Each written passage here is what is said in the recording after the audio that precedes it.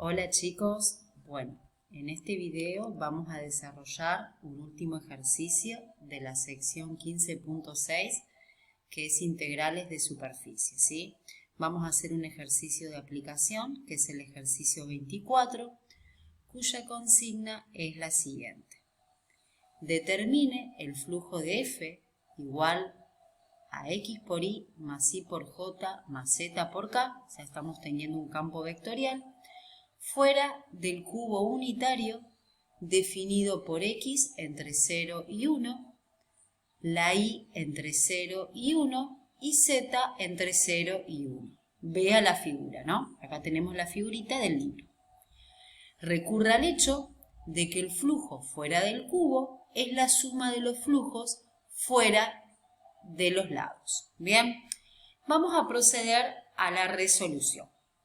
Bueno, acá al costadito yo tengo la grafiquita que ustedes tienen en el libro de texto, ¿sí? Y primero lo que vamos a hacer es llamar por S1 a la cara del cubo contenida en el plano Z igual a 1, sería la cara superior.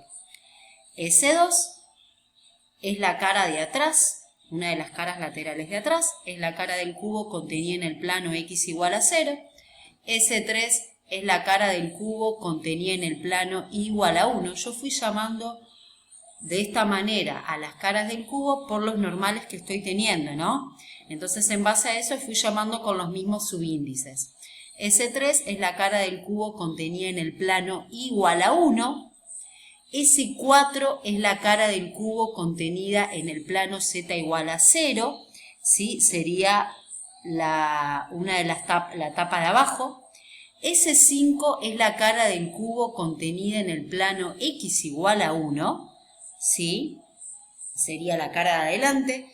Y S6 es la cara del cubo contenida en el plano Y igual a 0, ¿sí? Sería otra de las caras laterales. Bien, bueno, de esa manera, al llamar S1, S2, S3, S4, S5, S6 a cada una de las caras del cubo, el cubo va a ser la unión, ¿sí?, de S1, unión S2, unión S4, S3 hasta S6.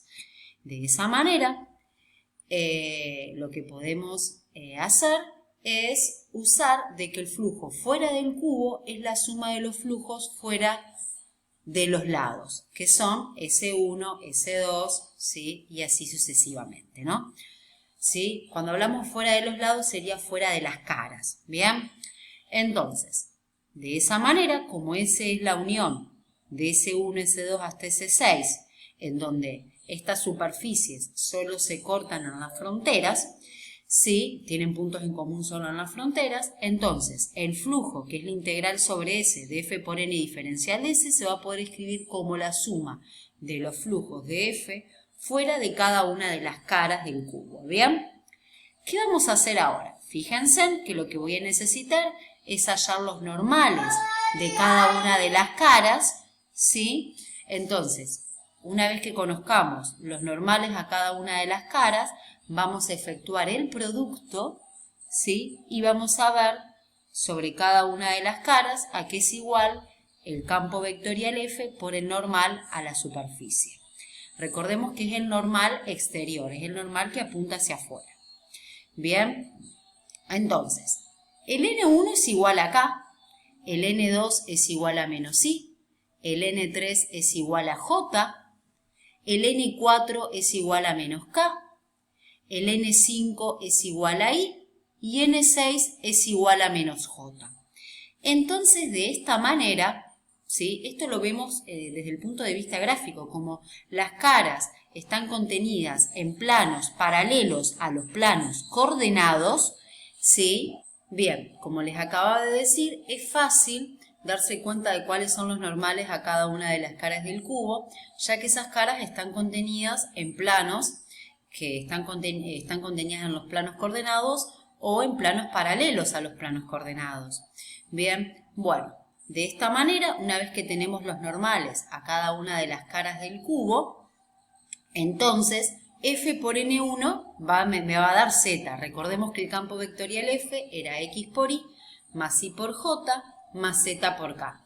Entonces si yo hago f por n1 me va a dar z, pero sobre la cara de S1 z vale 1 porque está contenida en el plano z igual a 1. F por n2 me va a dar igual a menos x, pero recordemos que S2 es la cara contenida en el plano x igual a 0, entonces esto me va a dar 0, este producto escalar. F por n3 me va a dar y, ¿bien?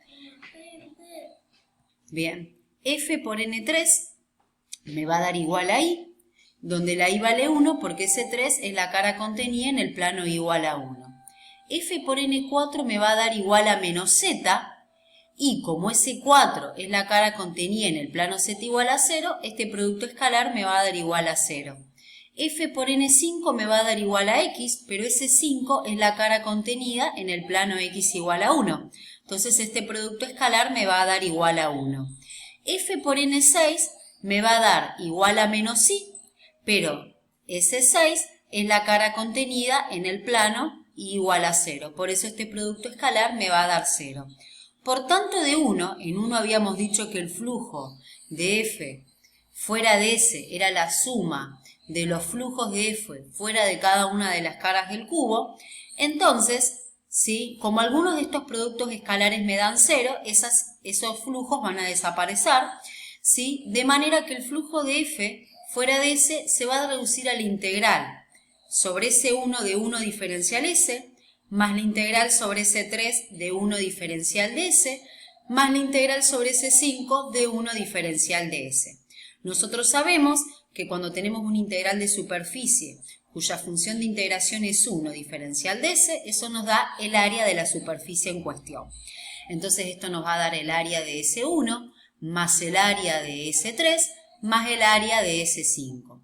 Como cada una de las caras son cuadrados del lado 1, cada una de estas áreas vale 1 y por ende el resultado final me da 3.